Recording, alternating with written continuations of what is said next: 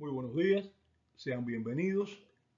Los amigos que han seguido los diferentes temas recordarán algunos de los aspectos que tratamos de cuando hablábamos de bacterias. Aquel ciclo ya fue al inicio de nuestro tema, al inicio de nuestro canal.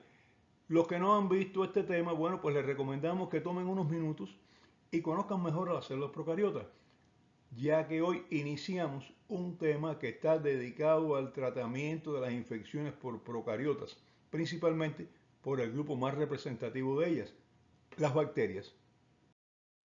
El hombre ha convivido con bacterias desde el inicio de los tiempos, es decir, desde nuestra aparición en la Tierra. Las bacterias son millones de años más antiguas que nosotros, unos cuantos millones de años más antiguas que nosotros. La primera célula que surgió en el mar, primigenio, era una célula procariota. Y no voy a decir una bacteria, porque puede ser, nadie lo sabe, que fuera un poquito más primitiva que las bacterias y que la bacteria haya aparecido un poco después. Lo que sí es cierto es que las bacterias son las formas más primitivas de vida que han sido encontradas por el hombre por las investigaciones realizadas. Por tanto, pudiéramos afirmar casi con certeza que las bacterias son los seres vivos más antiguos del planeta. Y si no son las bacterias, son células procariotas muy parecidas a las bacterias, tal vez un poquitico más rudimentarias que las bacterias actuales, pero muy parecidas. Ya hablábamos de que muchas bacterias no nos hacen daño, que algunas nos benefician, y no voy a hablar de cómo las utilizamos en la industria láctea, en la fabricación de vinos, en licores, en la industria en general y en la ingeniería genética actualmente, ¿eh? Cuando digo que nos benefician, estoy hablando de dos aspectos muy importantes.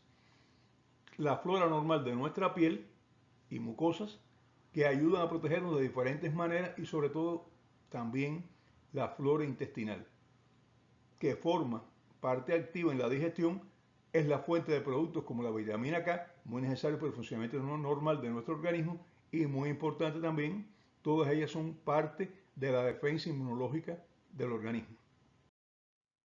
La flora intestinal nos protege de la llegada de bacterias, de otras bacterias ajenas. Ya lo mencionábamos cuando hablábamos del ciclo de inmunología, las barreras anatómicas, parte de la respuesta inmunológica no adaptativa. Pero las bacterias son también nuestro principal agresor externo, hasta las que forman parte de la flora normal de nuestras barreras de defensa. Hasta esas nos pueden agredir también. Un estafilococo dorado en la piel es flora normal. Un estafilococo dorado en los tejidos subcutáneos es un gran problema, pero un estafilococo dorado en sangre es terrible.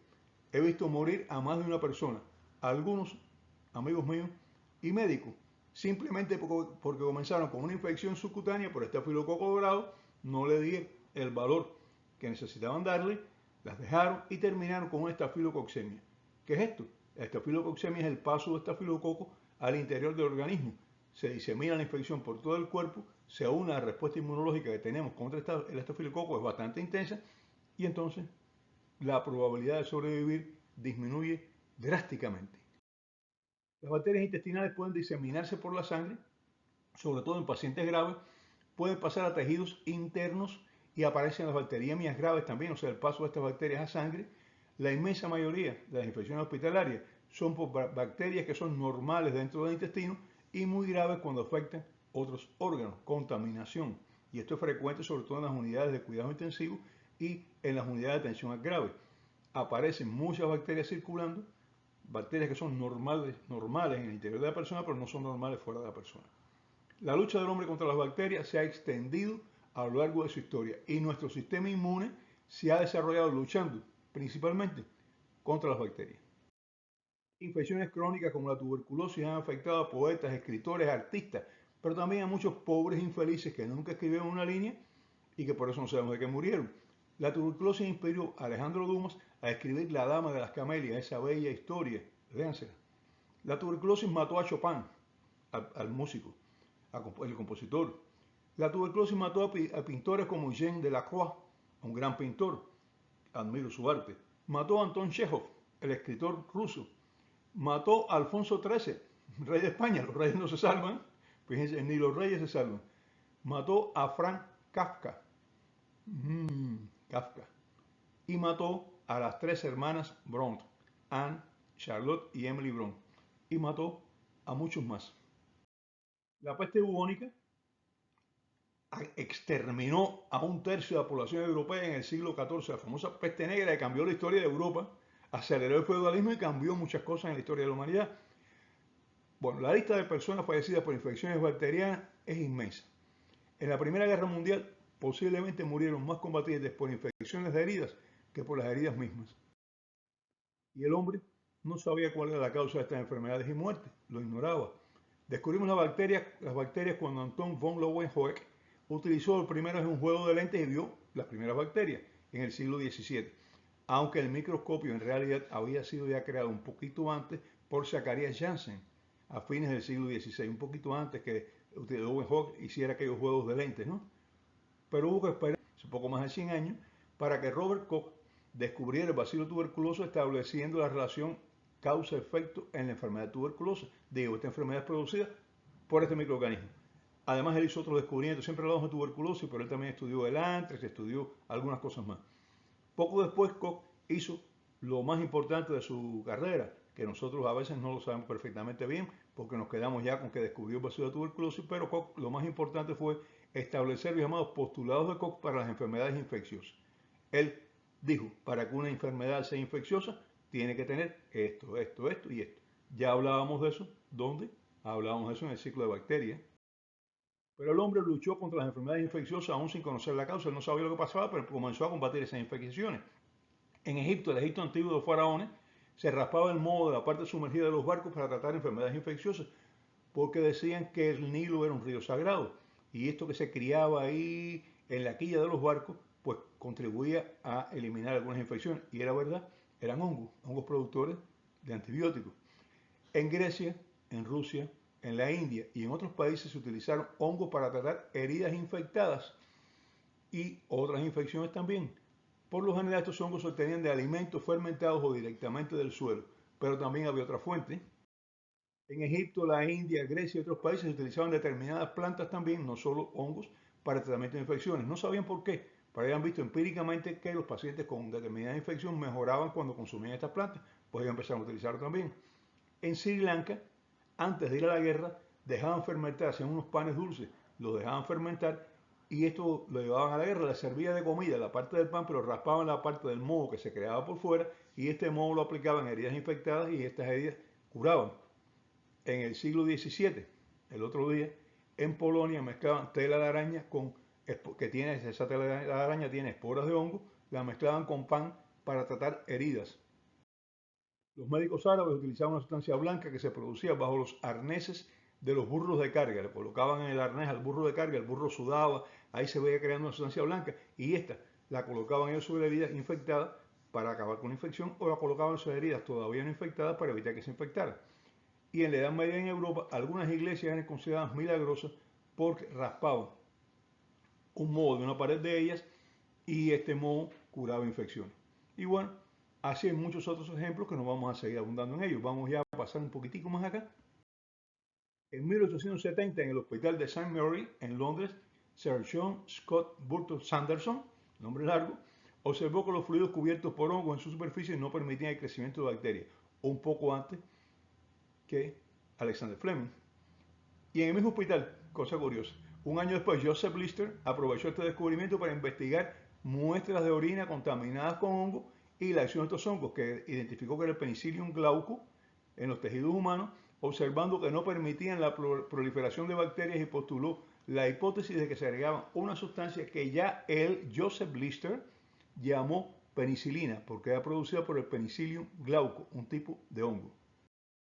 A finales del siglo XIX, Paul Ehrlich, el mismo Ehrlich que describió la inmunidad humoral, elaboró la llamada teoría de la bala mágica, que plantea la necesidad de buscar un medicamento que ataque los microorganismos y no afecte al organismo, vaya directamente al causante de infección y lo mate. En 1909, el mismo Ehrlich creó la primera sustancia conocida para el tratamiento de enfermedades bacterianas, que fue el neosalvarsan. Era un compuesto a base de arsénico para el tratamiento de la sífilis. A veces causaba tanto daño como la sífilis, ¿no? Porque el arsénico es muy venenoso. Pero fue el primer medicamento que se utilizó, medicamento químico, para tratamiento de una enfermedad infecciosa, como un medicamento. A finales del siglo XIX, muchos científicos relacionaron los hongos con la prevención del crecimiento bacteriano. La lista es larga, pero no fue hasta el 28 de septiembre de 1928 que Alexander Fleming observó la contaminación de una placa de cultivo con un hongo que impidió el crecimiento bacteriano.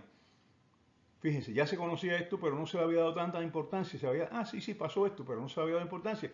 Fleming fue la primera persona que dijo, espérate, que aquí hay algo extraño, aquí hay algo que tenemos que investigar y que tenemos que aprovechar.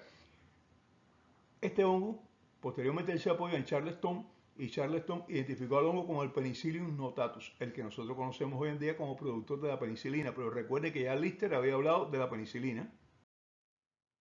Se retomaron los conocimientos previos, se postuló la teoría de que el hongo segregaba una sustancia antibacteriana, que se utilizó el término ya creado por Lister de penicilina, y comenzó la carrera para aislar esta penicilina.